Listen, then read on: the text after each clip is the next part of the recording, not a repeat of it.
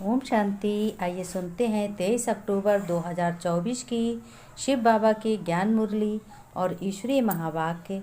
आज परमपिता परमात्मा शिव बाबा ने कहा, मेरे मीठे बच्चों, प्यारे बच्चों, रूहानी बच्चों, तुम मेरे हो और मैं तेरा हूँ। भला बाबा कह रहे हैं कि बच्चे तो हमारे ही हो और किसी के थोड़ो, पहले मेरे हुए, बाद में देहधारी पिता के हुए। शिव बाबा ने कहा, बच्चों देह अभिमान में।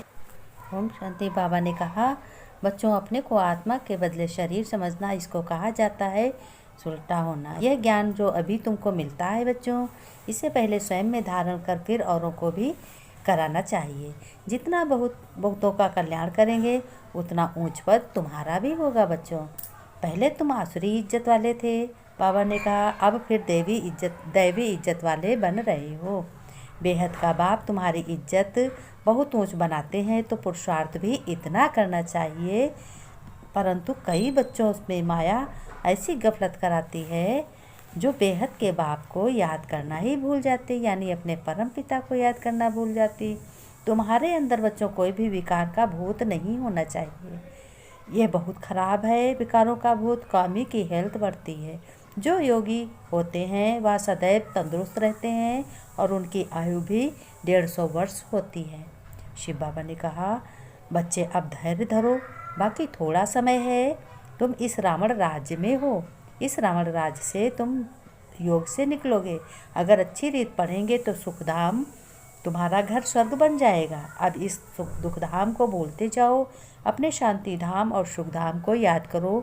अपने घर का कल्याण करो, दूसरों का भला करो। बाबा ने कहा, मीठे बच्चे, तुम्हारी यात्रा बुद्धि की है, इसे ही रूहानी यात्रा कहा जाता है। बाबा ने कहा, इसको याद की यात्रा कहा जाता है। तुम अपने को आत्मा समझते हो, शरीर नहीं। शरीर समझना अर्थात उल्टा लटकना है। शरीर उसी समय यूज करो जब कोई काम हो। प्रश्न में बाबा ने कहा, माया के पंप में मनुष्यों को कौन सी इज्जत मिलती है?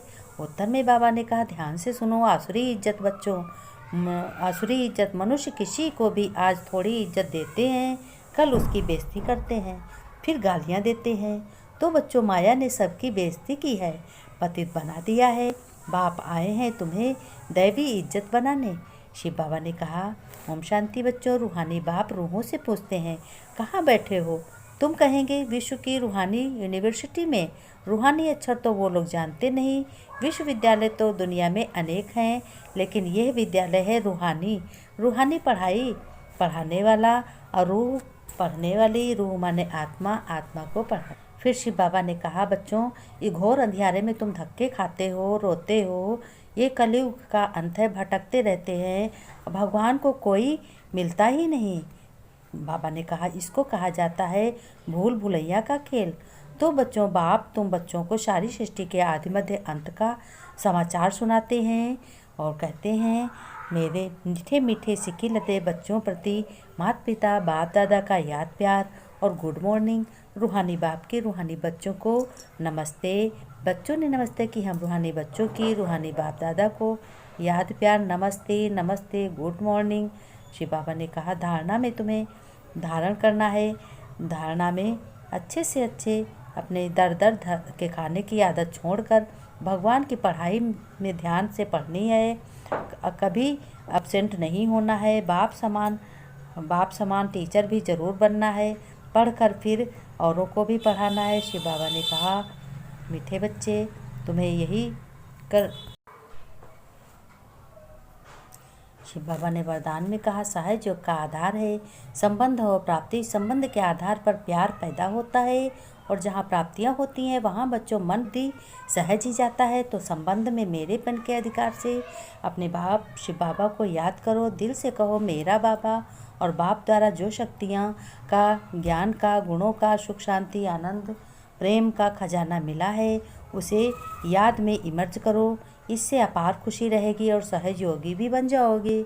श्लोगन में बाबा ने कहा, बच्चों देह भान से मुक्त बनो तो दूसरे सब बंधन स्वतः खत्म होती जाएंगे।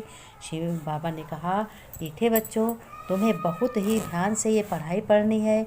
इस पढ़ाई को पढ़ने से तुम्हारा अगला जन्म और वर्तमान बहुत ही अच्छा व्यतीत होगा। लास्ट घड़ी से कुछ समय पहले साक्षात्कार भी होता है। बाबा ने कहा, तुम बच्चे अपने घर का कल्याण करो। तुम्हें हर एक युक्ति रोज रोज मैं बताता हूँ। तुम बच्चों को बहुत ही होशियार और समझदार और ज्ञानी बनना चाहिए, क्योंकि ये अविनाशी ज्ञान है। सिवाय भगवान शिव पिता के अलावा कोई सुना नहीं सकता। बाबा ने कहा, इससे सहज कोई भी ज्ञान नहीं है, ये राजयोग है। चलते फिरते कर्म करते हुए अपने इस ज्ञान की पढ़ाई को पढ़ो। भगवान तुम्हारे नज़दीक है, तुम्हारा है। भगवान ने कहा, बच्चों मैं तुम्हारे लिए इस छीछी दुनिया में आया हूँ। तुम्हें अपनी बुद्धि रिफ्रेश बिल्कुल रखनी है, किसी को भी गलत नहीं कहना, सबको सुखी करना है, सबसे प्यार से बोलना है और सबके दुख को समझना है, दुख का निवारण का रास्ता बताना है। बाबा ने कहा, सबसे पहले अपने घर का भला करो। घर में सब रहोगे, बाबा से शक्तियाँ लेकर घर में वाइब्रेशन फैलाओ। को समझो कि भगवान मेरे साथ है, मेरा परम पिता परमात्मा शिव बाबा मेरे साथ है, उसकी छत्र छाया में हम हैं, हमारा परिवार है। और पूरी दुनिया में वाइब्रेशन फैलाओ कि सभी आत्माएं सुखी हों, सबका भला हो, सबका कल्याण हो, किसी को दुख नहीं देना है। बच्चों इतना बहुत है, इतना तुम करो